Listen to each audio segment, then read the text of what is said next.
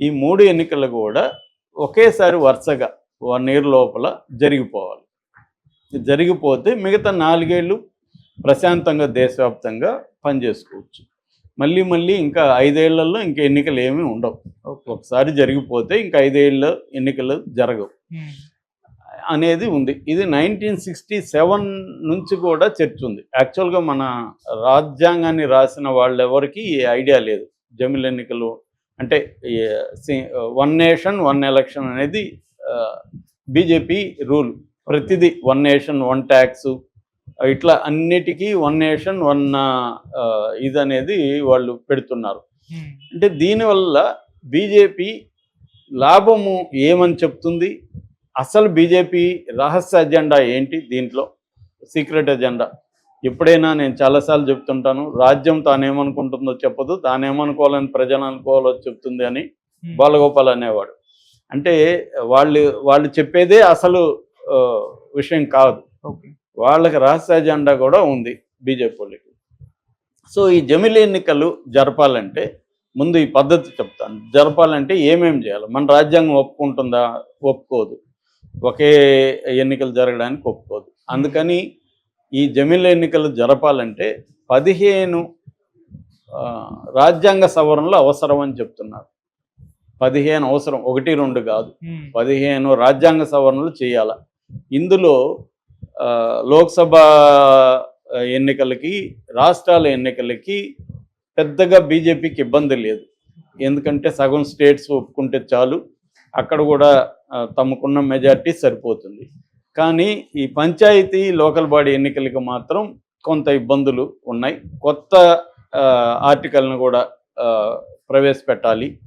అంటే పార్లమెంట్కి ఒక కొత్త పవర్, అధికారం ఇవ్వాలి. ఇవన్నీ ఉన్నాయి. మొత్తానికి 15 సవరణలు చేయాలి. అయితే బీజేపీకి ఇప్పటికి చూస్తే బీజేపీ అనుకూలంగా చాలా పార్టీలే ఉన్నాయి. ఎందుకంటే ఎన్డీఏ కూటమిలో ఉన్నవన్నీ కూడా సపోర్ట్ చేస్తున్నాయి, ఇంక్లూడింగ్ తెలుగుదేశం, జనసేన కూడా సపోర్ట్ చేస్తున్నారు. బీజేపీలో లేని వాళ్ళు కూడా దీన్ని సపోర్ట్ చేస్తున్నారు. ఫర్ ఎగ్జాంపుల్ జగన్ కూడా దీన్ని సపోర్ట్ చేస్తున్నాడు.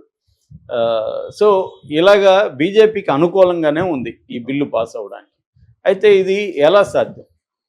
ఇప్పుడు ఫర్ ఎగ్జాంపుల్ మొన్ననే ఎన్నికలు జరిగాయి హర్యానా, మహారాష్ట్ర, ఛత్తీస్గఢ్లలో.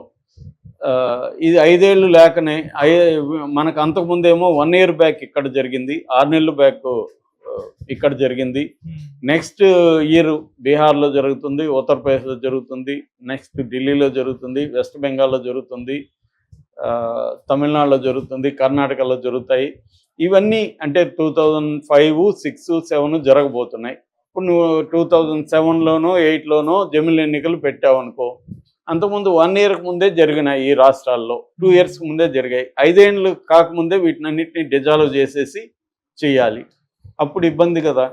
అందుకని వాళ్ళు ఏమనుకుంటున్నారంటే ఈ జమిలి ఎన్నికలను ఒకేసారి ఇంపోజ్ చేసేయకుండా ఒక 2.5 ఇయర్స్కి కొన్ని రాష్ట్రాలకు అన్నిటి చేసేసి, ఇంకో 2.5 ఇయర్స్కి ఇచ్చేసేసి, ఈ 5 ఇయర్స్ లోపల అన్నిటినీ ఈక్వల్ చేసేసి, ఆ తర్వాత అంటే కొన్నేమో 5 ఏళ్ళు ఉండవు, 3 ఏళ్ళకో వాటికి డిజాల్వ్ చేసేస్తారు. కొన్నేమో 5 ఏళ్ళు అయిపోయినా కూడా ఇంకొక 6 నెలల్లో 1 ఇయర్ అవసరమైతే పెంచుతారు.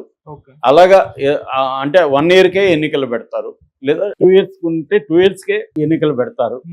అలాగా ఒక మేనేజ్ చేసి 5 ఏళ్ళకి సరిపోయే విధంగా ఈ 5 ఏళ్ళలో క్రియేట్ చేస్తే నెక్స్ట్ నుంచి నేషనల్ వైడ్ ఒకే ఎన్నికలు జరుగుతాయి. ఇది ఎందుకు అసలు జమిలి ఎన్నికలు అవసరం ఏంటని బీజేపీ చెప్పేది ఏంటి అనేది చూస్తే బీజేపీ ఏం చెప్తుందంటే, బీజేపీ కానీ జమిలి ఎన్నికలను సపోర్ట్ చేసేవాళ్ళు, ఇప్పుడున్న ఎన్నికలు ఏంటంటే నిరంతరం ఎన్నికలు జరుగుతూ ఉండడం వల్ల గవర్నెన్స్ దెబ్బతింటా ఉంది. గవర్నెన్స్ ఎన్నికల మీద ఫోకస్ చేస్తున్నాయి. రాష్ట్రంలో కూడా ఏం జరుగుతుంది, ఎన్నికలు వస్తూనే ఉంటాయి కాబట్టి ఎన్నికల చుట్టూనే రాజకీయాలు జరుగుతున్నాయి. అందువల్ల అభివృద్ధి కానీ గవర్నెన్స్ మీద ఫోకస్ చేయట్లేదు. రెండోది, ప్రతి దగ్గర ఏదో ఒక కోడ్ వచ్చేస్తుంది, ఎన్నికల కోడ్. ఆ ఎన్నికల కోడ్ 3 నెలలు 6 నెలలు 4 నెలలు వచ్చినప్పుడు అభివృద్ధికి సంబంధించిన అన్ని పథకాలు ఆగిపోవడం ఇవన్నీ జరుగుతుంది.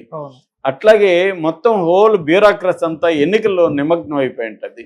దీనివల్ల బ్యూరోక్రసీ పనిచేయట్లేదు సరిగ్గా. అట్లాగే ఖర్చు, ఒక కేంద్ర ప్రభుత్వం పార్లమెంట్ ఎన్నికలు చేయడానికి దాదాపు 4,000 నుంచి 5,000 కోట్ల వరకు ఖర్చు పెడుతుంది. అది కాకుండా రాష్ట్రాలు కూడా ఖర్చు పెట్టాల్సి వస్తుంది. ఈ ఖర్చు అంతా ఒకేసారి అయిపోతే ఒకసారి అయిపోతుంది ఖర్చు. 5 ఏళ్లలో ఇంక వేరే ఖర్చు ఉండదు. అట్లాగే ప్రజలకు కూడా ఇది ఒక బర్డన్గా అయిపోతుంది ఎప్పటికప్పుడు ఎన్నికలు పెట్టడం వల్ల. సో ఇవన్నీ లేకుండా 5 ఏళ్ళకి ఒకసారి పెట్టేసుకుంటే మనం మిగతా టైం అంతా కూడా ఈ పార్టీలు కానీ, ప్రభుత్వం కానీ, బ్యూరోక్రసీ కానీ మొత్తం కూడా పరిపాలన మీద, గవర్నెన్స్ మీద, అభివృద్ధి మీద, ప్రజల సంక్షేమం మీద పనిచేయచ్చు అనేది వాళ్ళు చెప్తున్నది. ఇది విన్నప్పుడు బాగుంది కదా అనిపిస్తుంది ఎవరికైనా. దీంట్లో తప్పేం కనబడలేదు కదా, బాగుంది కదా అనిపిస్తుంది. కానీ బీజేపీకి ఉన్న అసలు అజెండా ఏంటంటే, ఇప్పటికి స్టేట్ ఎలక్షన్ కమిషన్లు కూడా చాలా పవర్స్ ఉంటాయి. ఇప్పుడు ఈ రూల్ పెట్టినాక ఈ పవర్స్ అన్నీ కూడా సెంట్రల్ ఎలక్షన్ కమిషన్కి వెళ్ళిపోతుంది. సెంట్రల్ ఎలక్షన్ కమిషన్ నియమించేది ఎవరు? ఒక కమిటీ. ఆ కమిటీలు ఎవరు ఉంటారు? మోడీ, ఒక మినిస్టరు, సెంట్రల్ మినిస్టరు, ప్రతిపక్ష నాయకుడు, ముగ్గురు ఉంటారు. ముగ్గురులో ఇద్దరు మెజారిటీ కాబట్టి వీళ్ళిద్దరు అనుకున్న వ్యక్తులే అక్కడ కమిషనర్లుగా ఉంటారు. ముగ్గురు కమిషనర్లు ఉంటారు ఇప్పుడు మన ఎలక్షన్ కమిషన్కి. ఒక చీఫ్ ఎలక్షన్ కమిషనరు, ఇద్దరు ఎలక్షన్ కమిషనర్లు. ముగ్గురిని నియమించేది ఎవరు? ఫైనల్గా మోడీనే. మోడీ ఎవరు అనుకుంటే వాళ్ళే ఉంటారు. అందుకనే ఇప్పుడు రేపు పొద్దున మోడీకి అనుకూలంగానే ఎలక్షన్ కమిషన్ పనిచేస్తుంది. ఒక్కసారిగా నేషనల్ వైడ్గా చేసినప్పుడు ఇంకా కంప్లీట్గా బీజేపీ కానీ, మోడీ కానీ వాళ్ళు బతుకున్నంత వరకు మోడీనే ప్రధానమంత్రి, ఇంకా వేరే ఛాన్స్ ఉండదు.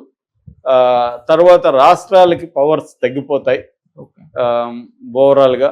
సో కేంద్రమే అనేది బలంగా ఉండిపోతుంది. అంటే మోడీ ప్రభుత్వం ఎలా ఆలోచిస్తుందంటే, ఒక రాష్ట్రపతి పాలనలా ఒక స్ట్రక్చర్ని ఆలోచిస్తుంది. ఫెడరల్ స్ట్రక్చర్ని తగ్గించేసి సెంటర్ బలంగా ఉండాలి, స్టేట్లు వీక్గా ఉండాలి. ఇక్కడ దీనివల్ల ఏమైపోతుంది? ప్రాంతీయ పార్టీల ఉనికి దెబ్బ తగిలే ప్రమాదం కూడా క్లియర్గా కనిపిస్తుంది.